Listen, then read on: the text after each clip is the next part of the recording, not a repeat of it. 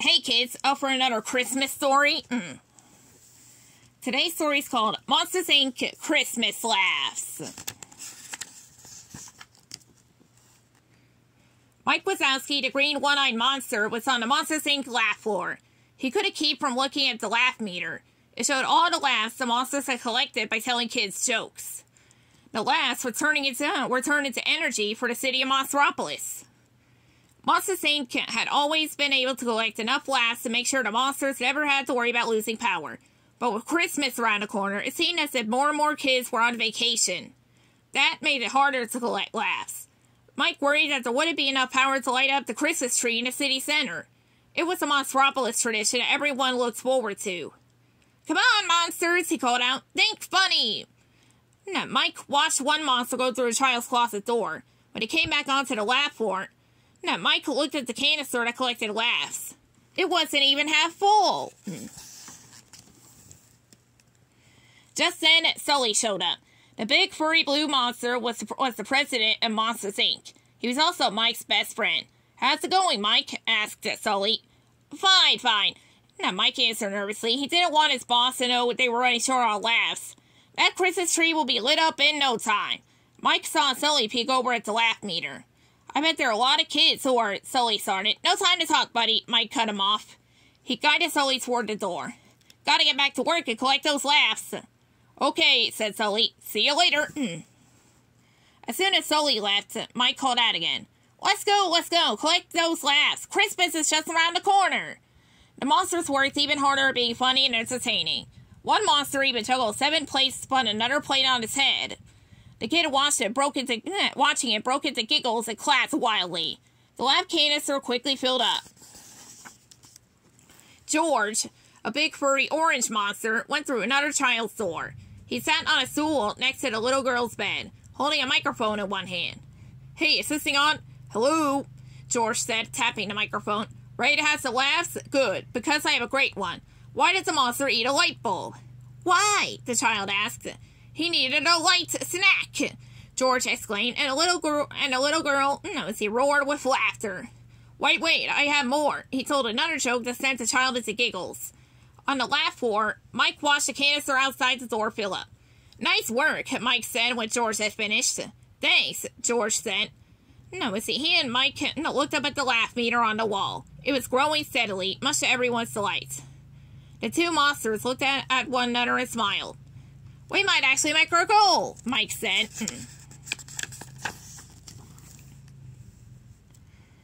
Now, all of a sudden, Mike and the other monsters watched in horror as the laugh meter began to go down instead of up. "What's going on? What's happening?" Mike said, his voice growing louder. The laugh wranglers, Smitty and Needleman, weren't so sure.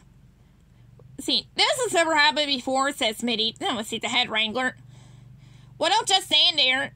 Fix it," Mike cried. The wranglers sprang into action. After a while, they discovered a leak in the laugh tank, where all the laughs were stored. The monsters on the laugh floor were worried. They wondered if all their hard work had been for nothing. "Ho, ho, ho," came a cheerful voice. Mike looked up and saw Santa Claus walking onto the floor. Then he realized it was Sulley dressed in a Santa suit. "I'm just getting into the Christmas spirit," Sulley explained. Then he looked around. "It looks like I'm the only one. What's going on?" Mike explained the problem. "No, but I got everything under control, Santa," Sulley. "I'm sure you do," Sulley replied. "I'm just going to see if there's anything I can do, to help."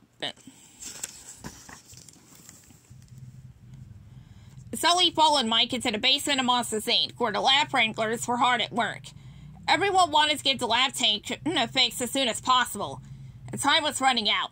The tree lighting ceremony was only a few hours away, but the wranglers couldn't agree on how to fix the problem. "Anything I can do?" Sulley asked. "One of the pipes that leads into the laugh tank has burst," explained Smitty. "We need to tie it off, but none of our tools are strong enough to turn the pipe." Said Sulley, scratching his head. Then Mike had a great idea. Why not actually tie it off? Since Sulley was so strong, he could bend the pipe right into a pretzel shape. Sulley was willing to give it a try. Mike stood by his side and coached him. It worked. The pipe stopped leaking. Mike and Sully headed back up to the laugh floor. All the monsters congratulated Sully. Mike wondered why no one was thanking him. It had been his idea after all. But there was no time to think about that now. "We're back up and running," Mike announced. "Let's make some laughs." All the monsters got to work. They knew they'd had to work extra hard to make up for all the lost laughs. Sully decided to jump in and help. "Hey, we only got a couple hours to get the tree lit," he said to Mike. Still dressed as Santa, Sully went through a child's closet door. When he came back onto the laugh floor, he looked up at the laugh meter on the wall. It was increasing, but slowly. "We gotta make it," Sully whispered to Mike. Finally, the laugh meter was back up to the level it reached before the leak. Sully looked at the clock on the wall and frowned. It was only 30 minutes until the tree lighting ceremony. They needed to come up with a plan fast. Suddenly, Sully had an idea. "The only way we're going to make our laugh quota is to get some really over-the-top laughs." Mike nodded in agreement. "We need a grand slam here," continued Sully. "We need a special kind of monster. A monster with perfect timing, star quality, and natural comedy. A one-eyed sensation." Mike realized what Sully was trying to do. He crossed his arms and shook his head. "No, Sully, absolutely not." "No, the Christmas tree lighting, it's only half an hour away," Sully told him. "Come on, Mike, the whole city's depending on you."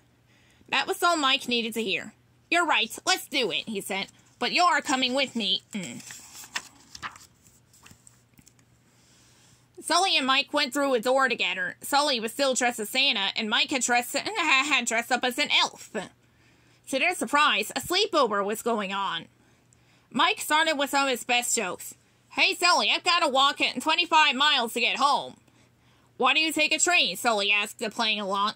"I did once, but my mother made me give it back," Mike said. The kids in the room laughed, but not as hard as the monsters had hoped. After a few more jokes, Mike realized he'd have to try something else. He picked up the sack of toys Sully had brought in, but it was far too heavy for him. "Whoa!" he exclaimed as he tripped. He laid it upside down, and the sack of toys spilled out around him. He sat up with a doll draped over its head and a toy race car stuck to his foot.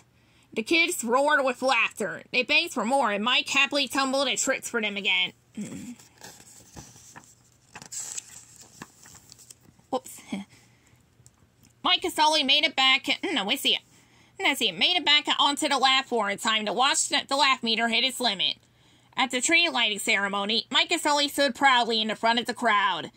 Sully leaned over and whispered in Mike's ear. "You did a great job. Thank you." Mike smiled. "You know what I always say, funny doesn't grow on trees. When you got it, you got it. And I got it." Sully laughed. He was happy Mike had it and shared it. It was going to be a bright Christmas after all. The end.